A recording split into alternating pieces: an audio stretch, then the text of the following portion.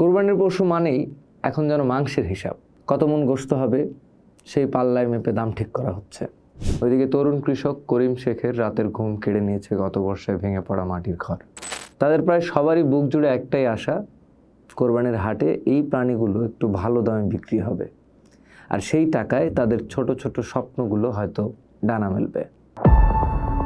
আমেনা বেগমের দিন কাটে নাতনির মুখের দিকে চেয়ে। স্বামীহারাই বৃদ্ধার জীবনে সবটুকু সঞ্চয় যেন ওই ছোট্ট ছাগল ছানাটা। নাতনিটাকে স্কুলে পাঠাবেন, ভালো জামা কিনে দেবেন, এই স্বপ্নে বিভোর হয়ে তিনি তিল তিল করে বড় করেছেন প্রাণীটাকে। ওইদিকে তরুণ কৃষক করিম শেখের রাতের ঘুম কেড়ে নিয়েছে গত বর্ষায় ভেঙে পড়া মাটির ঘর। তার একটাই চিন্তা, যে ষাঁড়টাকে সে সন্তানের মতো আদর দিয়ে বড় করছে সেটা কোরবানির হাটে বেচে যদি দুটো টিনের চাল জোগাড় করা যায়। পেটের ব্যথায় কাবু বৃদ্ধা হালিমা খাতুনও ছাগল দুটো বিক্রি করে শহরে গিয়ে ভালো ডাক্তার দেখানোর আশায় দিন গোনেন। আর বর্গাচাষী আব্দুল মজিদের একটাই লক্ষ্য, আদরের গাড়িটা বেচে এবার অন্তত সারের দোকানের দিনাটা শোধ করবেন। এমন হাজারো না বলা স্বপ্ন, না দেখা কান্না বুকে চেপে আমাদের দেশের অগণিত গ্রামের সহজ সরল মানুষগুলো তাদের গরু, ছাগল, মহিষ, ভেড়াগুলোকে পরম মমতায় লালন পালন করেন। পরের ধানে চাষ করা জমির আইল থেকে কচি ঘাস কেটে পুকুর পাড়ের লতাপাতা খাইয়ে নিজেরা আতপেটা খেয়েও তারা নিশ্চিত করেন যেন অবলা প্রাণীগুলোর কোনো অযত্ন না হয়।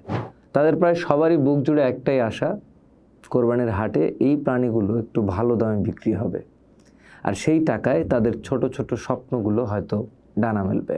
প্রথম আলো সহসম্পাদক সানাউল্লাহর কলামের ছায়ায় আজ আমাদের পোস্টরুম, প্রান্তিক কৃষকের স্বপ্ন আর কোরবানির অর্থনীতি।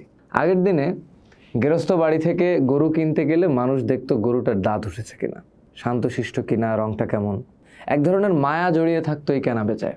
কিন্তু হালে, বিশেষ করে শহর এলাকায় একটা নতুন চল শুরু হয়েছে। এর ঢেউ এখন গ্রামেও আছড়ে পড়ছে। কোরবানির পশু মানেই এখন যেন মাংসের হিসাব, কত মন গোশত হবে সেই পাল্লায় মেপে দাম ঠিক করা হচ্ছে। এটা হয়তো আধুনিক মাপকাঠিতে ন্যায্য, কিন্তু ওই যে প্রান্তিক কৃষক, যার কাছে তার পশুটা শুধু মাংসের স্তূপ নয় বরং অনেকগুলো বিনিদ্র রাতের স্বপ্ন, তার সাথেই বাণিজ্যিক হিসাব বেমানান।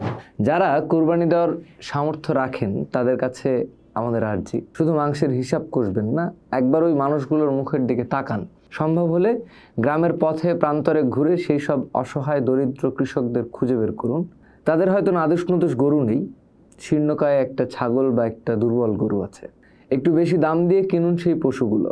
বিশ্বাস করুন, আপনার দেয়া বাড়তি টাকায় হয়তো একটা মেয়ের বিয়ের খরচ মিটবে, একটা অসুস্থ মানুষের চিকিৎসা হবে, কিংবা একটা ভেঙে পড়া ঘর নতুন করে দাঁড়াবে। সৃষ্টিকর্তাও তো এতেই বেশি খুশি হবেন, তাই নয় কি? কোরবানি তো আমরা তারই সন্তুষ্টির জন্য করি। আমাদের এটা ভুললে চলবে না, সভ্যতার গোড়াপত্তন কিন্তু এই কৃষি আর কৃষকের হাত ধরেই। আজকের দুনিয়ায় যত বড় শিল্পপতি, যত নামকরা বিজ্ঞানী, তাদেরও কিন্তু দিন শেষে কৃষকের ফলানো ফসলই পেট ভরাতে হয়।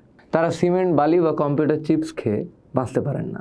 তাই কৃষিই হলো মানব অস্তিত্বের মূল ভিত্তি। আর এই কৃষি অর্থনীতির এক অবিচ্ছেদ্য অংশ হলো পশুপালন।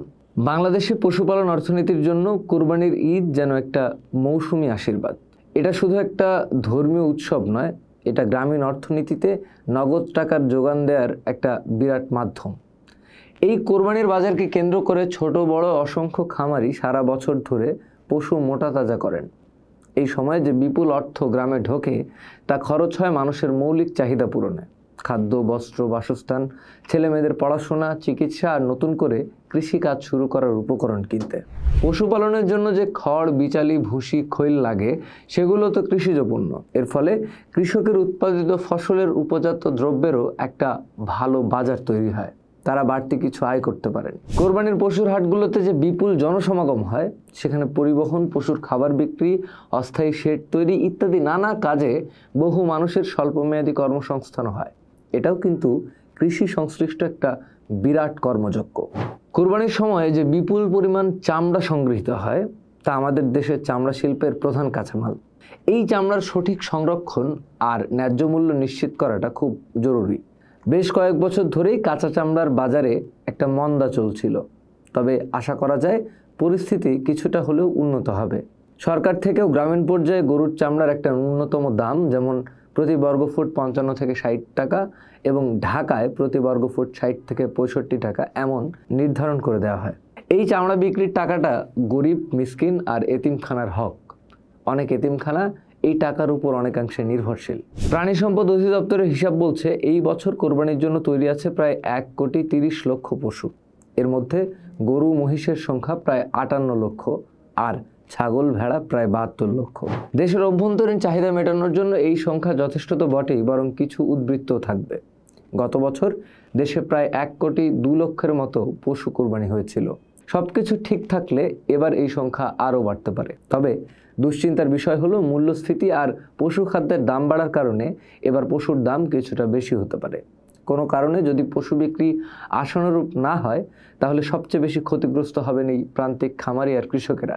তাই ঈদের আগে যেন কোনোভাবেই সীমান্ত গলে অবৈধ পথে পশু দেশে ঢুকতে না পারে সেদিকে কড়া নজরদারি রাখতে হবে। কোরবানির ঈদ আমাদের কৃষি নির্ভর অর্থনীতির একটা গুরুত্বপূর্ণ চালিকা শক্তি।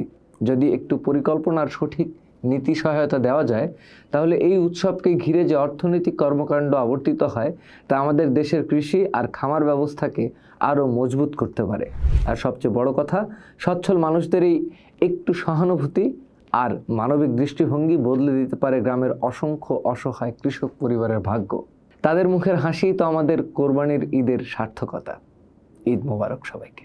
পোস্ট দেখুন, ভাবুন, করুন, থাকুন পোস্টের সাথে।